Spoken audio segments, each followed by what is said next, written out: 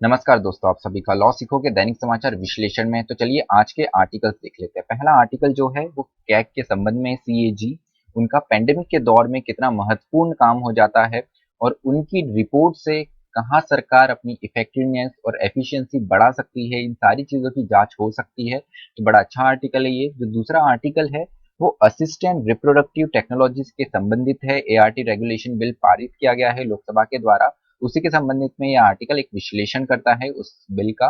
उसके बाद में हाथरस केस जो हुआ है उसका कंप्लीट लीगल एनालिसिस करने वाला ये तीसरा हमारा आर्टिकल है। ये काफी अच्छा और यूनिक आर्टिकल है। जितने हम डिस्कशन देखा है हाथरस केस मामले में, तो वो काफी डिफरेंट और अलग अलग वर्जन है, लेकिन as a law student legal analysis हम इसका देखेंगे कि कौन कौन से प्रोविजन और प्रीवियस केसेस है जो इसमें इंपॉर्टेंट साबित हो सकते हैं। उसके अलावा न्यूज इन फ्लैश है, जिनमें हम उन महत्वपूर्ण समाचारों के बारे में चर्चा करेंगे जो कि हमारी परीक्षा की दृष्टि से बहुत ज्यादा महत्वपूर्ण है। तो चलिए मैं आगे बढ़ूं, इससे पहले ये लॉ सीखो के कुछ कोर्सेज और पैकेजेस है। इन्हीं में से एक कोर्स है लॉर्ड ऑफ द कोर्सेज, जो कि हमारी जुडिशरी की प्रिपरेशन के लिए है। उसके अलावा ये और कुछ टेस्ट प्रिपरेशन कोर्सेज है।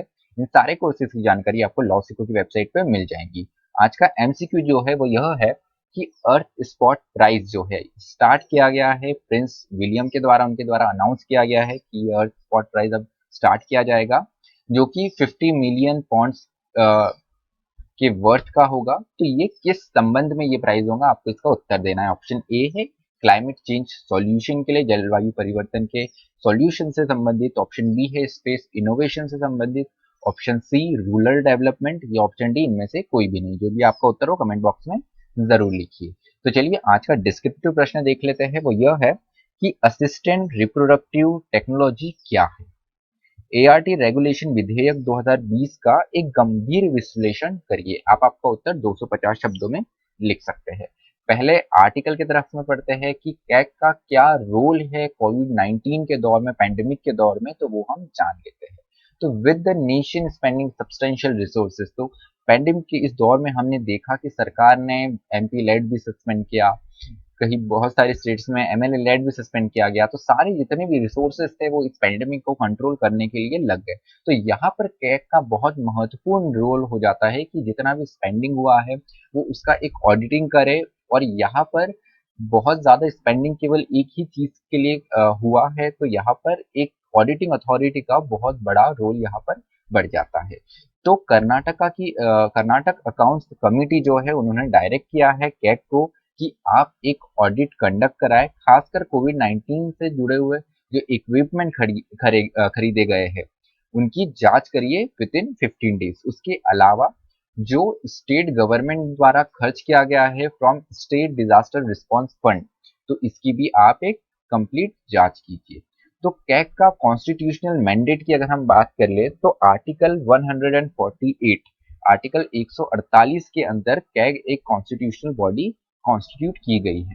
तो इसका रिस्पॉन्सिबिलिटी क्या होता है? पहला तो है कि आप पब्लिक अकाउंटेबिलिटी के लिए, मतलब एक पब्लिक एक जवाबदेही होनी चाहिए। उसके बाद में दूसरा ट्रांसपेरेंसी है कि एक पारदर्शिता होनी चाहिए और एक इफेक्टिव सर्विस डिलीवरी सिस्टम हो। उसके साथ में एक सुशासन चल रहा है कि नहीं, गुड गवर्नेंस है कि नहीं, ये भी इंश्योर करता है कैग। तो यहाँ पर अगर हम पेंडेमिक मैनेजमेंट की बात करें तो ठीक है, कैग की तरफ से कहीं ना कहीं कुछ कुछ और एक्सेप्शन मिले, लेकिन पेंडेमिक की अगर हम बात करें, पेंडेमिक मैनेजमेंट की अगर हम बात करें, तो इस और यहाँ पर ऐसा कोई एक्सेप्शन इसे नहीं दिया गया है। कुछ और है जहाँ पर एक रीजनेबल अगर कारण हो तो वहां पे एक्सेप्शन मिल जाता है। उसके अलावा ऑडिट के क्या ऑब्जेक्टिव होते हैं? तो पहला तो है इकोनॉमी, अर्थव्यवस्था, एफिशिएंसी और इफेक्टिवनेस कितना प्रभावशील है। उसमें अगर हम इंक्लूड करें तो procurement of equipment and drugs, तो central government health scheme, wellness centres and polyclinic, laboratories और हॉस्पिटल के द्वारा कितने प्रोक्योरमेंट किए गए इक्विपमेंट्स का, ड्रग्स का, तो ये सारी बात की जांच इस ऑडिट में की जाएगी। उसके साथ में बेनिफिशियरी सर्वे भी किया जाएगा कि कितनी एफिशिएंसी है, कितनी अवेबिलिटी और क्वालिटी ऑफ ड्रग क्या है, उसके बारे में भी हमें पता चलेगा। तो एक बेनिफिशियरी सर्वे हमको इस हिसाब से मदद करेगा कि हमने जितने भी रिसोर्सेज यूज करे तो वो कितने ज्यादा प्रभावशील रहे, कितना ज्यादा उनका महत्व रहा और कहाँ पर सुधार की गुंजाइश हो सकती है, वो भी हमको यहाँ पर देखने के लिए मिल सकता है। तो चलिए कि इसके बेनिफिट क्या है कैग के इंस्पेक्शन के, वो थोड़ा डिटेल में देख लेते हैं। तो यहाँ पे race red flag in disaster management, emergency procurement and related expenditure. तो डिजास्टर मैनेजमेंट का, कोई अगर कोई डिजास्टर आया है तो आप उसको कैसे मैनेज करेंगे, कोई एक इमरजेंसी एकदम प्रोक्योरमेंट किया गया है, जैसे कि कोविड-19 के टाइम में देखा कि हमने पीपीई किट और जो अलग मेडिकल इक्विपमेंट्स है उनका बहुत तेजी से प्रोक्योरमेंट किया गया। तो जो इमरजेंसी में इन अ हरी कोई स्टेप्स लिए जाते हैं, तो उसका एक कंप्लीट जांच करने का एक यहाँ पे प्रेसिडेंट सेट हो सकता है, क्योंकि डिजास्टर के दौर में ऐसा देखने को मिला है कि काफी ज्यादा स्कैम्स हमको देखने को मिलते हैं, खासकर पब्लिक मनी के। अगर हम पब्लिक मनी की भी बात नहीं करें, इंडिविजुअल लेवल पे जाए, तो आपको याद होगा कि स्टार्टिंग में हमको कई शहरों से ऐसी भी न्यूज आई थी कि कोविड-19 के स्टार्टिंग के दौर में किसी दुकानदारों ने जमाखोरी करी है, बहुत महंगे में उत्पाद बेच रहे हैं। तो उसके साथ में ये सिर्फ हमारे इंडिविजुअल लेवल पे नहीं रहता, प्राइवेट मनी के लेवल पे नहीं रहता, ये पब्लिक मनी में भी हमको यहाँ पर स्कैम के बहुत ज्यादा चांसेस यहाँ पर बढ़ जाते हैं। तो ये हमें मदद करेगा कि कोई भी डिजास्टर होता है तो हम उसके लिए कैसे ऑलरेडी प्रिपेयर रह पाए। तो यहाँ पे जो हेल्प है वो इंश्योर क्या करेंगी, एक तो management, mitigation operations, procedure are compiled with proper internal control are in place. तो मैनेजमेंट, मिटिगेशन ऑपरेशन क्या प्रोसीजर्स हुई है, इन सब के बारे में एक यहाँ पर एक कंप्लीट जांच का एक कंप्लीट कंट्रोल इन प्लेस है कि नहीं, अपनी जगह पर सही है कि नहीं, वो सारी देखने को मदद मिलेगी। उसके साथ में प्रॉपर रिकॉर्ड है कि नहीं, डॉक्यूमेंटेशन है कि नहीं, जो डॉक्यूमेंटेशन इंफॉर्मेशन है वो ऑथेंटिक और एक्यूरेट नहीं है कि नहीं, ये भी अवेलेबल है कि नहीं, ये भी हमें इस एक जो पूरा इंस्पेक्शन होगा उससे देखने को मिल सकता है। उसके अलावा पब्लिक रिसोर्स का जो यूटिलाइजेशन है वो प्रूडेंटली, वो समझदारी से किया गया है कि नहीं, एज पर लॉ जैसा लिखा हुआ है हमारे कानून में, उस हिसाब से उसका समझदारी से उपयोग हुआ है कि नहीं हुआ है। उसके साथ में risk are assessed, identify and minimised with establishment process and procedure. तो जो प्रोसेस एंड प्रोसीजर एस्टेब्लिश उसके हिसाब से रिस्क को असेस किया गया, आइडेंटिफाई किया गया और कम किया गया है कि नहीं किया गया है, वो भी हम जान सकते हैं, और कहीं कमी रह गई है तो हम आगे सुधार भी कर सकते हैं। और compliances with applicable rules and procedure, कोई जो भी रूल, नियम या प्रोसेस बने हुए हैं उनसे कंप्लाई किया गया है कि नहीं किया गया है, वो भी इस इंस्पेक्शन से हमको जानने में हेल्प मिलेगी। तो चलिए दूसरा जो हमारा आर्टिकल है वो असिस्टेड रिप्रोडक्टिव टेक्नोलॉजी के बारे में है। एआरटी रेगुलेशन बिल पास किया गया है, उसके संबंधित में है। तो इस बिल का एम क्या है वो हम जान लेते हैं। तो इसका एम है to regulate ART banks and clinics and allow safe and ethical practice of ART, protect women and children from exploitation। तो यहाँ पे महिला और बच्चों का शोषण ना हो, इसका ध्यान रखने के लिए बिल पारित किया गया है।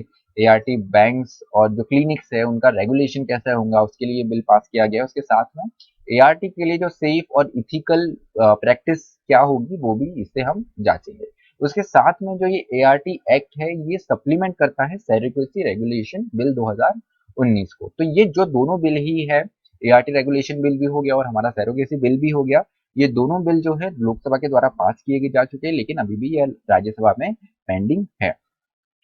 तो अगर हम एआरटी की थोड़ा शॉर्ट में समझ ले तो एआरटी वो पद्धति होती है जैसे रिप्रोडक्शन की एक नेचुरल प्रोसेस होती है, लेकिन किन्हीं कारणों से ऐसा होता है कि वो रिप्रोडक्शन की जो प्रोसेस है किसी मेडिकल इश्यूज के कारण वैसा नहीं हो जाता है, तो हम कुछ अल्टरनेट टेक्निक का यूज करते हैं, जैसे आईवीएफ हो गया, ठीक है, जिसे हम टेस्ट टू बेबी शॉर्ट में कहते हैं। उसके अलावा जीआईएफटी हो गया, ठीक है। तो ये कुछ टेक्निक्स होती है जिसके जो एक अल्टरनेटिव एक असिस्ट करती है रिप्रोडक्टिव प्रोसेस को, ये टेक्नोलॉजी, असिस्टेड टेक्नोलॉजी। तो इसी के बारे में ये बिल है। तो what are the main concern, main कौन कौन से कंसर्न है इस बिल को लेकर वो हम देख लेते हैं। तो सबसे पहला तो ये है कि कौन लोग इसको एक्सेस कर सकते हैं, ठीक है, किन लोगों के लिए ये है, कौन इसमें अलाउ है, कौन इससे बाहर रखा गया है। तो जो अलाउ लोग हैं उनमें हेटेरोसेक्सुअल जो कपल्स है, ठीक है, वो इसमें इंक्लूडेड है। उसके साथ में a women above marriageable age के ऊपर अगर कोई महिला है तो वो भी इसके लिए एलिजिबल है। अब इस बिल से बाहर किसको लगा गया है, अगर सिंगल मैन है, इंडिविजुअल मैन, अनमैरिड मैन है, तो इसे अनमैरिड या विदाउट वाइफ है, ऐसे जो पुरुष है उनको इससे बाहर रखा गया है। उसके साथ में कोहेबिटिंग हेटेरोसेक्सुअल कपल्स। अब यहाँ पे जो पहले हमने अलाउ की बात करी थी वहाँ पे मैरिड हेटेरोसेक्सुअल कपल की बात की गई, लेकिन यहाँ पे for example live in relation में कोई रह रहा है हेटेरोसेक्सुअल कपल, तो उन्हें भी इस बिल के बाहर रखा गया है, उन्हें भी हक नहीं है कि वो एआरटी टेक्निक का यूज कर पाए। उसके अलावा एलजीबीटीक्यू इंडिविजुअल्स और जो कपल्स है उन्हें भी इससे एक्सक्लूड किया गया है। अब राइटर ने कंसर्न उठाया है कि ये वॉयलेशन है आर्टिकल 14 का, इंडियन कॉन्स्टिट्यूशन आर्टिकल 14, जो कि इक्वलिटी बिफोर लॉ की बात करता है कि सबके लिए बराबर का कानून होना चाहिए। और हम इसमें जैसे देख रहे हैं कि हेटेरोसेक्सुअल कपल्स के लिए तो अलाउड है, लेकिन वहाँ एलजीबीटी कम्युनिटी को इसको इससे टोटली बाहर रखा गया है। वुमेन जो मैरिजेबल एज के ऊपर है उन्हें इसमें अलाउ किया गया है, लेकिन जो सिंगल मैन है उसे इसके बाहर रखा गया है। उसके साथ में राइटर ने बताया है कि राइट टू प्राइवेसी का जो जजमेंट आया है, पुट्टास्वामी जजमेंट जो है, उसका भी ये एक वॉयलेशन करता है। तो पुट्टास्वामी जजमेंट में the sanctity of marriage, the liberty of procreation, शादी प्रोक्रिएशन मतलब रिप्रोडक्शन, उसके साथ में choice of family life and dignity of being, ये सारे जो हक है वो काफी इंडिविजुअल एस्पेक्ट के हैं। तो यहाँ पर आपका पर्सनल ओपिनियन क्या है वो मायने रखता है। तो चलिए देखते हैं कि प्रोटेक्शन ऑफ एग डोनर की भी इसमें बात की इंपॉर्टेंट प्रोविजन वो क्या है। तो वो है harvesting of egg is an invasive process. तो अगर हार्वेस्टिंग ऑफ एग्स की बात करें जैसे आईवीएफ में होता है, तो ये काफी एक संवेदनशील प्रोसेस है। तो बहुत जरूरी है कि हम जो भी इसके लिए कानून बना रहे हैं या जो भी हम स्टेप लेने वाले हैं वो काफी हम सूझबूझ के यहाँ पर ले। उसके साथ में the bill require an egg donor written consent but do not provide for her counselling and ability to withdraw. तो यहाँ पर जो एग डोनर है, जो भी महिला अपना एग डोनेट करेगी इस प्रोसेस के लिए, उसका रिटर्न कंसेंट तो लिया जाएगा डोनेशन के टाइम पे, लेकिन उससे पहले इसे किसी भी काउंसलिंग प्रोवाइड करने नहीं की जाएगी, इसके लिए कोई भी प्रोविजन नहीं है। उसके साथ में विद इन द प्रोसेस अगर वो चाहती है, वो अपनी कंसेंट विड्रॉ करने चाहती है, तो उसके लिए भी कोई भी ऐसा प्रोविजन यहाँ पर नहीं है, राइटर ने बताया है। उसके साथ में the donor receive no compensation और रिम्बर्समेंट ऑफ एक्सपेंसेस। तो आपका जो भी महिला होगी जिसने इसमें असिस्ट करा है या अपना एग डोनेट करा है, उसे किसी भी प्रकार का यहाँ पे कॉम्पनसेशन नहीं दिया जाएगा, ऐसा इस बिल में दिया गया है। उसके साथ में यहाँ कोई भी रिइम्बर्समेंट ऑफ एक्सपेंसेस, अगर कुछ एक्सपेंसेस होते हैं उसका भी रिइम्बर्समेंट नहीं किया जाएगा।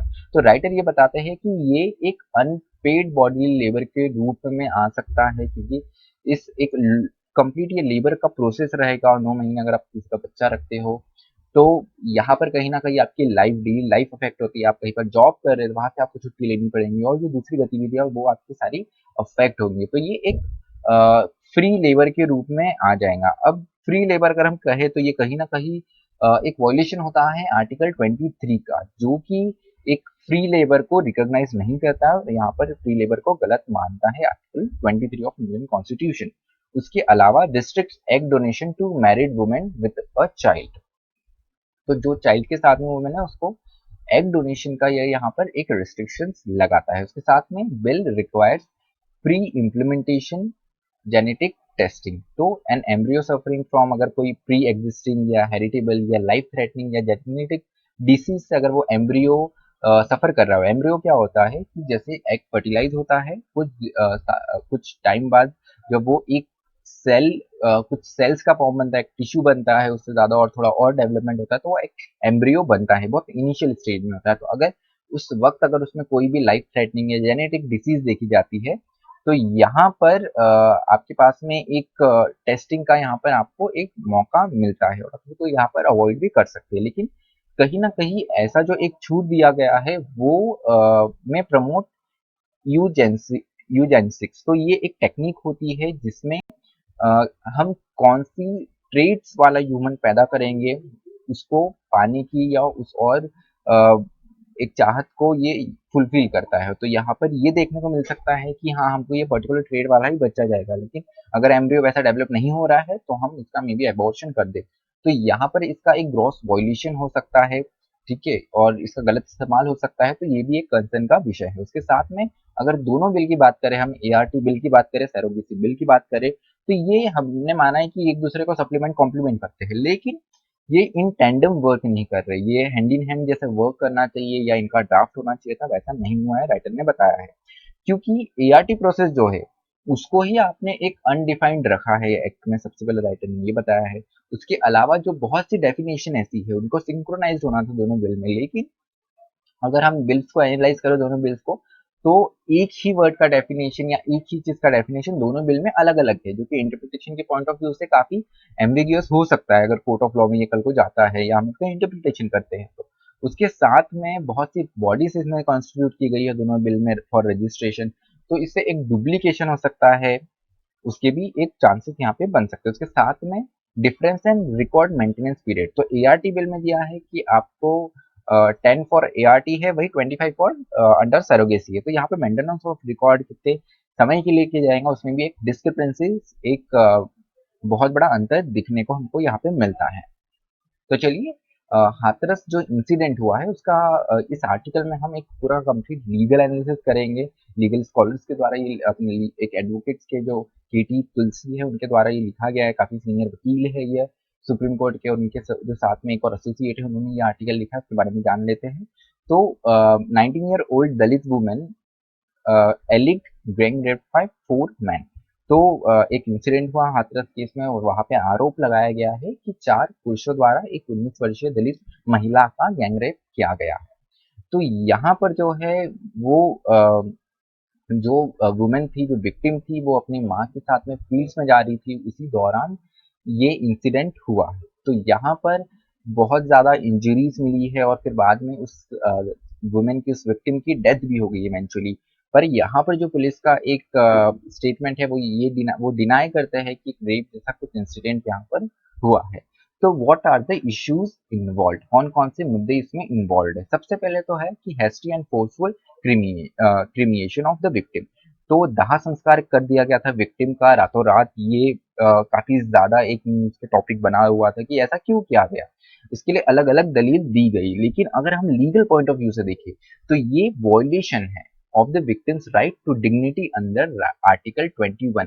तो क्रीमिएशन का जो राइट है, राइट टू लाइफ अगर अपने पास में है, तो आपकी अगर डेथ होती है तो वो भी एक डिग्निफाइड वे में होनी चाहिए। आपको क्रीमिएशन दाह संस्कार होता है तो जो भी आपकी संस्कृति है, रीति रिवाज है, उसके हिसाब से होना चाहिए। लेकिन जो एकदम हैस्टली और जल्दबाजी में जो इनका दाह संस्कार किया गया था विक्टिम का पुलिस के द्वारा, तो ये कहीं ना कहीं आर्टिकल 21 का वॉयलेशन है, जो कि रिकॉग्नाइज किया गया है Parmanand Kataria versus Union of India के जो 1995 में केस हुआ है उसमें। उसके साथ में रामजी सिंह वर्सेस उत्तर प्रदेश का जो केस है 2009 में जो हुआ है, उसमें भी यहाँ पर रिकॉग्नाइज किया गया है जो क्रिमिनेशन का राइट होगा, राइट टू डिग्निटी है, वो आर्टिकल 21 का एक इम्पोर्टेंट पार्ट है। उसके साथ में डिस्ट्रिक्ट मजिस्ट्रेट की तरफ से ये देखने को मिला है कि कहीं ना कहीं एक थ्रेटनिंग और इंटीमेटिंग किया गया विक्टिम की फैमिली को। उसकी कुछ वीडियो रिकॉर्डिंग वगैरह भी न्यूज में सामने आई है और काफी सोशल मीडिया में भी शेयर हुई है।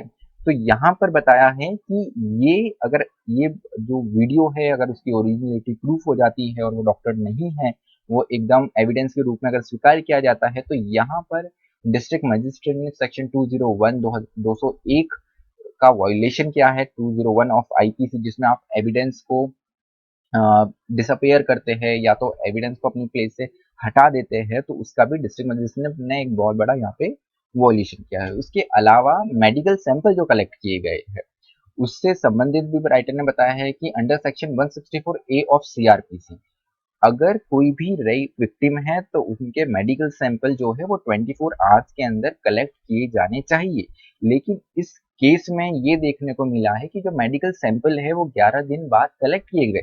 तो आपकी जो रिपोर्ट आएगी वो तो कहीं से कहीं तक रिलाई करती, सही बात जो होगी उसको उजागर ही नहीं करती, राइटर बताते हैं। तो आपने 11 दिन बाद में उनको क्यों उसका फॉरेंसिक यहाँ पर करवाया, वो भी एक सवाल राइटर ने उठाया है। उसके साथ में यूपी वर्सेस बाबुलनाथ का अगर हम केस देखें तो इसमें कहा गया है policing aside and seminal stains in victim's body are in essential to prove rape. तो UP state of UP versus Babulnath का जो केस था उसमें एक ये मुद्दा उठाया गया था कि सेमिनल स्ट्रेन्स होना जरूरी है विक्टिम की बॉडी पर। लेकिन इस पर्टिकुलर केस में कोर्ट ने ये क्लियर कर दिया कि सेमिनल स्ट्रेन्स नहीं भी हो तो भी रेप कॉन्स्टिट्यूट हो सकता है। ऐसा कोई हार्ड एंड फास्ट ये रूल नहीं बना सकते हैं हम कि सेमिनल स्ट्रेन्स होंगे तभी रेप होगा। ठीक है, तो ये एक और यहाँ पे लीगल प्रेसिडेंट है। उसके अलावा डाइंग डिक्लेरेशन जो कि बहुत इंपॉर्टेंट बताया गया, एक और सवाल ये उठाया गया था। तो जो अंडर एविडेंस एक्ट, जो हमारा एविडेंस एक्ट है उसका सेक्शन 32(1) जो है जिसमें डाइंग डिक्लेरेशन का प्रोविजन है, तो यहाँ पे ये प्रिज्यूम किया जाता है कि जो भी व्यक्ति की मृत्यु होने वाली है या वो कोई भी स्टेटमेंट देता है अपनी मृत्यु शैया पे या उस एकदम डेथ रो पर वो हो, उसकी डेथ ही होने वाली है, काफी ज्यादा बुरी तरीके से इंजर्ड हो, डेथ होने वाली, तो उस केस में वो जो भी बोलता है, ठीक है, उसको प्रिज्यूम किया जाता है, उसे माना जाता है कि वो उसने सत्य ही कहा है, एक एक वर्ड और एक एक स्टेटमेंट।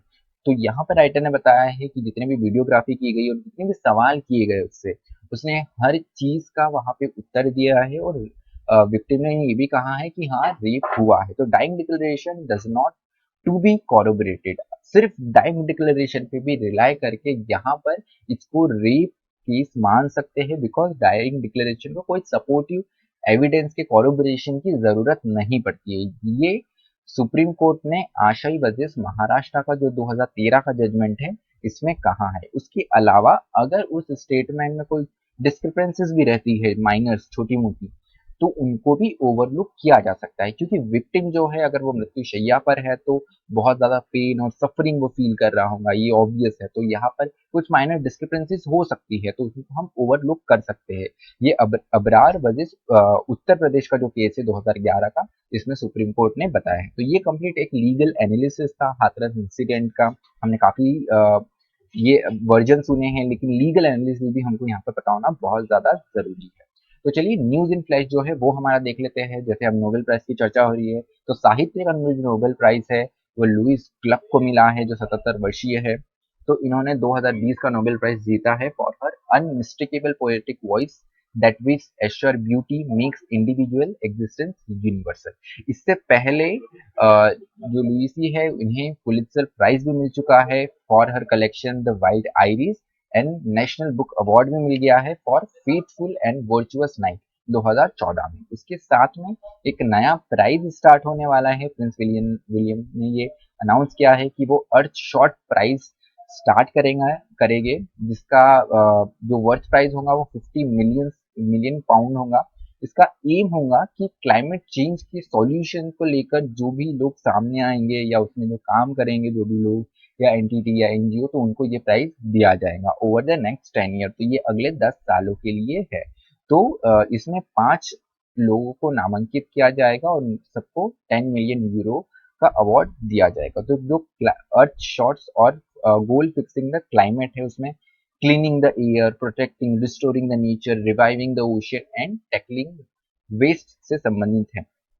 कहीं ना कहीं ये अर्थ शॉट प्राइज जो है वो इंस्पायर है मून शॉट प्राइज, जो 1961 में स्टार्ट किया गया था US president John F Kennedy के द्वारा। उनसे ही ये प्रेरित एक प्राइज है। तो चलिए हमारा जो विश्लेषण है वो आज यही समाप्त होता है। मुझे सुनने के लिए आप सभी का धन्यवाद। इसी तरह पढ़ते रहिए, मेहनत करते रहिए। Thank you.